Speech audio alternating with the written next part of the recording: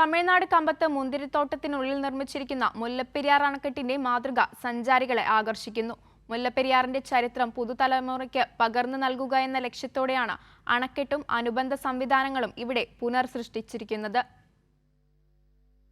അണക്കെട്ട് നിർമ്മിക്കുന്നതിന് മുൻപ് ജലസേചന സൗകര്യമില്ലാതെ വരണ്ടു കിടന്ന തമിഴ്നാട് ഗ്രാമങ്ങൾ, ഇവരുടെ ജീവിതം, ഇവയെല്ലാമാണ് കവാടത്തിൽ ചിത്രീകരിച്ചിരിക്കുന്നത്.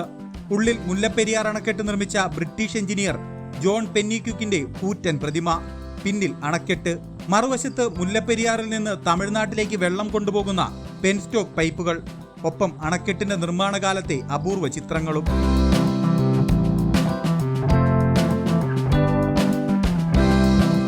മുല്ലപ്പെരിയാറിന്റെ ചരിത്രം പുതുതലമുറയ്ക്ക് പകർന്നു നൽകുകയാണ് ഇവിടെ. മുല്ലപ്പെരിയാർ ഡാമിന്റെ അതേ ഒരു കൺസെപ്റ്റാണ് ഇത് വച്ചിരിക്കുന്നത്. അതുപോലെ തന്നെ പെൻസ്റ്റോക്ക് പൈപ്പ് വെള്ളം കൊണ്ടുപോകുന്നത്, അതുപോലെ തന്നെ അതിൻ്റെ സൃഷ്ടാവായ പെന്നിക്കുക്ക്, അതുപോലെ തന്നെ കൃഷി, അതെല്ലാം നമ്മളിവിടെ ഉൾക്കൊള്ളിച്ചിട്ടുണ്ട്. മുല്ലപ്പെരിയാറിലെ വെള്ളം എത്തിയതോടെ പച്ചപ്പണിഞ്ഞ തമിഴ്നാടൻ കൃഷിയിടങ്ങൾ, വിവിധ കൃഷികൾ, അങ്ങനെ മുല്ലപ്പെരിയാർ അണക്കെട്ടും അതോടനുബന്ധിച്ചുള്ള മറ്റ് കാഴ്ചകളും സഞ്ചാരികൾക്കും ഗവേഷകർക്കുമായി കമ്പത്ത് തയ്യാറായി കഴിഞ്ഞു. കൈരളി ന്യൂസ്, ഇടുക്കി.